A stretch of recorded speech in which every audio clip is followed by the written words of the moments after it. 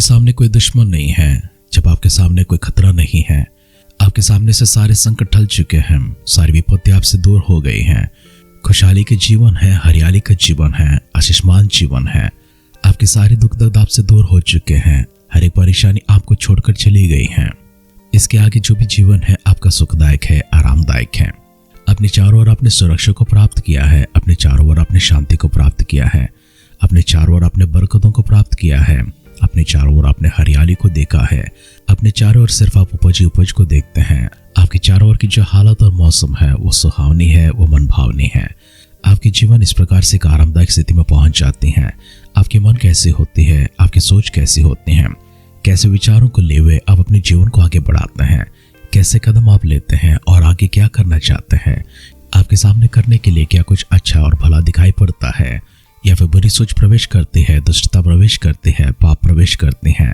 किस प्रकार की जीवन आप जीते हैं, एक बार अपने आप से प्रश्न पूछ कर देखें। एक बार इस हालत को कल्पना करके देखें, कैसी जीवन आपकी होगी, आप कौन सी दिशा में चलते होंगे।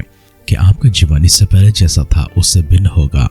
इसके आगे जो जीवन आप जीने जा रहे हैं वो क्या दूसरों के लिए आदर्श ठहरेगा, या फिर एक सबक के रूप में, एक चेतावनी के रूप में दूसरों को सचेत करता हुआ एक चेतावनी से भरी हुई जीवन होती है। एक बार अपने आप से प्रश्न करके देखें।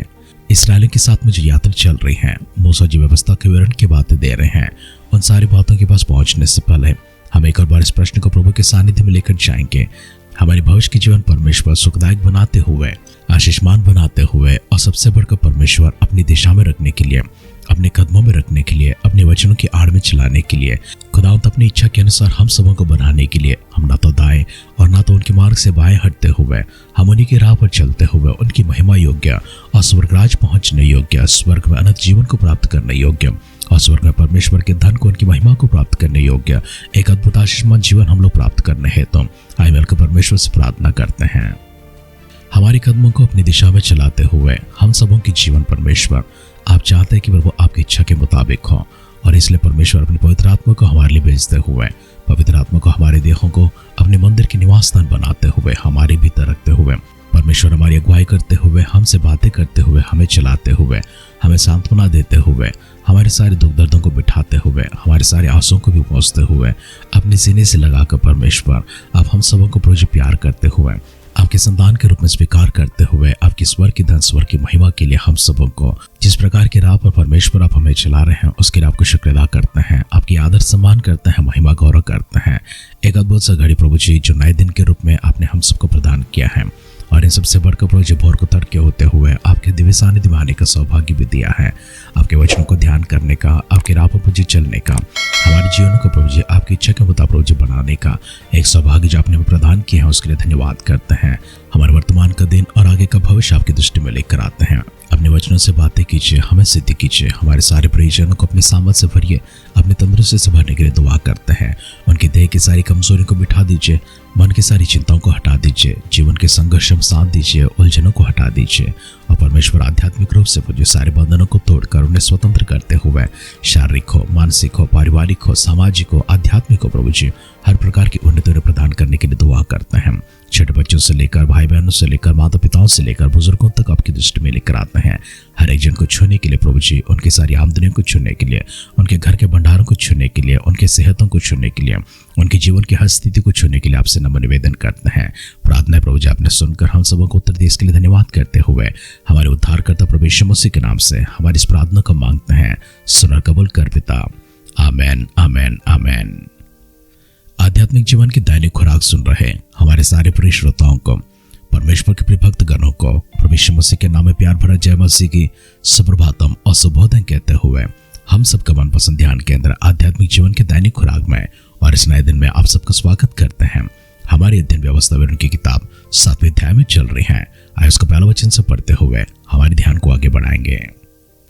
फिर जब तेरा परमेश्वर यहोवा तुझे उस देश में जिसके अधिकारी होने को तू जाने पर है पहुंचाए, और तेरे सामने से हित्ती, गिरगाशी, एमोरी, कनानी, परिज्जी, हिव्वी, यबूसी नाम बहुत सी जातियों को अर्थात तुमसे बड़ी और सामर्थ सातों जातियों को निकाल दे, और तेरा परमेश्वर यहोवा उन्हें तेरे द्वारा हरा दे, और तू उन पर जय प्राप्त कर ले, तब उन्हें पूरी रीति से नष्ट कर डालना, उनसे ना वाचा बांधना और न उन पर दया करना, और न उनसे ब्याह शादी करना, न तो उनकी बेटी को अपने बेटे के लिए ब्याह लेना, क्योंकि वे तेरे बेटे को मेरे पीछे चलने से बहकाएंगे और दूसरे देवताओं की उपासना करवाएंगे, और इस कारण यहोवा को कोप तुम पर और भड़क उठेगा और वो तुझको शीघ्र सत्यानाश कर डालेगा। और लोगों से ऐसा बर्ताव करना कि उनकी वेदियों को ढा देना, उनकी लाटों को तोड़ डालना, उनकी अशेराना मूर्तियों को काट काट कर गिरा देना और उनकी खुदी मूर्तियों को आग में जला देना, क्योंकि तो अपने परमेश्वर यहोवा की पवित्र प्रजा है। यहोवा ने पृथ्वी भर के सब देशों के लोगों में से तुझको चुन लिया है कि तू उसकी प्रजा और निज धन ठहरे। यहोवा ने जो तुमसे स्नेह करके तुमको चुन लिया, इस कारण यह नहीं था कि तुम गिनती में और सब देश के लोगों से अधिक थे, किंतु तुम तो सब देश के लोगों से गिनती में थोड़े थे। यहोवा ने जो तुमको बलवंत हाथ के द्वारा दासत्व के घर में से और मिस्र के राजा फिरौन के हाथ से छुड़ा कर निकाल लाया, इसका कारण यही है कि तुमसे प्रेम रखता है और शपथ को भी पूरी करना चाहता है जो उसने तुम्हारे पूर्वजों से खाई थी। इसलिए जान रख कि तेरा परमेश्वर यहोवा ही परमेश्वर है, वह विश्वास योग्य ईश्वर है, और जो उससे प्रेम रखते हैं और उसकी आज्ञा मानते हैं उनके साथ वह 1000 पीढ़ी तक अपनी वाचा पालता और उन पर करुणा करता रहता है। और जो उससे बैर रखते हैं वो उनके देखते हुए उनसे बदला लेकर नष्ट कर डालता है, और अपने बैरियों के विषय में विलंब न करेगा, उसके देखते ही उससे बदला लेगा। इसलिए इन आज्ञाओं को, विधियों को और नियमों को जो मैं आज तुम्हें चिताता हूँ, मानने में चौकसी करना, और तो जो इन नियमों के अनुसार मानोगे और इन पर चलोगे तो तेरा परमेश्वर यहोवा भी करना में वाचा को पालेगा, जिसे उसने तेरे पूर्वजों से शपथ खाकर बांधी थी। और वह तुझसे प्रेम रखेगा और तुझे आशीष देगा और गिनती में बढ़ाएगा। और जो देश उसने पूर्वजों से शपथ खाकर तुझे देने का कहा है, उसमें वो तेरी संतान पर और अन्न, नए दाखमधु और टटके तेल आदि भूमि की उपज पर आशीष दिया करेगा। और तेरी गाय बैल और भेड़ बकरियों की बढ़ती होगी, तो सब देश के लोगों में से अधिक धन्य होगा। तेरे बीच में न तो पुरुष न स्त्री निर्वश होगी, और तेरे पशुओं में से ऐसा कोई भी न होगा। और यहोवा तुझसे सब प्रकार के रोग दूर करेगा, और मिस्र की बुरी बुरी व्याधियां जिन्हें तू जानता है उनमें से किसी को भी तुझे लगने न देगा। ये सब तेरे बैरियों को ही लगेंगे। और देश देश के जितने लोगों को तेरा परमेश्वर यहोवा तेरे वश में कर देगा, तो उन सबों को सत्यानाश करना और उन पर तरस की दृष्टि न करना, और न उनके देवताओं की उपासना करना, नहीं तो फंदे में फंस जाएगा। यदि तो अपने मन में सोचे कि वे जातियां जो मुझसे अधिक है, तो मैं उनको क्यों कर देश से निकाल सकूंगा, तो भी उनसे न डरना। जो कुछ तेरे परमेश्वर यहोवा ने फिरौन से और सारे मिस्र से किया था, उसे भलीभांति स्मरण रखना। जो बड़े बड़े परीक्षा के काम तूने अपनी आंखों से देखे हैं, और जिन चिन्हों को और चमत्कारों को और जो बलवंत हाथ और बड़ाई भुजा के द्वारा तेरा परमेश्वर यहोवा तुझको निकाल लिया है, उनके अनुसार तेरा परमेश्वर यहोवा उन सब लोगों से भी जिसे तो डरता है करेगा। इससे अधिक तेरा परमेश्वर यहोवा उनके बीच भरे भी भेजेगा, यहाँ तक कि उनमें से जो बचकर छिप जाएंगे वे भी तेरे सामने से नाश हो जाएंगे। उससे भय ना खाना, क्योंकि तेरा परमेश्वर यहोवा तेरे बीच में है, और वह महान और भय योग्य ईश्वर है। तेरा परमेश्वर यहोवा उन जातियों को तेरे आगे से धीरे धीरे निकाल देगा, तो तू एकदम से उनका अंत ना कर सकेगा। तो अभी तेरा परमेश्वर यहोवा उनको तुझसे हरवा देगा, और जब तक वे सत्यानाश ना हो जाए तब तक उनको अति व्याकुलता रहेगा। और वह उनके राजाओं को तेरे हाथ में करेगा, और तो उनका भी नाम धरती पर से मिटा डालेगा। उनमें से कोई भी तेरे सामने खड़ा न रह सकेगा, और अंत में तू उन्हें सत्यानाश कर डालेगा। उनके देवता की खुदी हुई मूर्तियां तुम आग में जला देना। जो चांदी व सोना जो उन पर मड़ा है उसका लालच करके ना लेना, नहीं तो उसके कारण फंदे में फंसेगा, क्योंकि ऐसी वस्तुएं तुम्हारे परमेश्वर यहोवा की दृष्टि में घृणित हैं। और कोई घृणित वस्तु अपने घर में ना ले आना, नहीं तो तू भी उसके समान नष्ट हो जाने की वस्तु ठहरेगा। उसे सत्यानाश की वस्तु जानकर उसे घृणा करना और उसे कदापि ना चाहना, क्योंकि वह अशुद्ध वस्तु है। अब तक की जिन वचनों को हमने पढ़कर सुना है उनमें परमेश्वर आगे के भविष्य के विषय में बताते हैं। भविष्य में परमेश्वर ने इस्राएल से कहा है, 7 ऐसी बड़ी जातियां हैं जो कनान देश में बसी हुई हैं, उन सबों को तू हरा देगा, और मैं तुझे इतनी सामर्थ दूंगा कि उन सबों को तू हरा कर उन्हें तेरे सामने से तू हटा देगा। तेरे शत्रुओं को पूरी तरह से अपने देश से निकाल देना, और उनकी जो मूर्तियां हैं, जो देवता हैं, उन सबों का सत्यानाश कर देना। सावधान रहना, चौकस रहना कि उनकी देवताओं का आराधना न करना, और ना ही उनकी लड़कियों से अपने लड़कों को ब्याह देना। अगर ऐसा हुआ वे तेरे बेटों को बहका कर मुझसे दूर करेंगे और उनकी देवताओं को उपासना कराएंगे, जो तुम्हारे लिए फंदा ठहरेगा। उनके किसी देवता को रखने न देना, और ना ही उनकी मूर्तियों को रखने देना। उन सबों को घृणित वस्तु जानकर उन्हें सत्यानाश कर देना।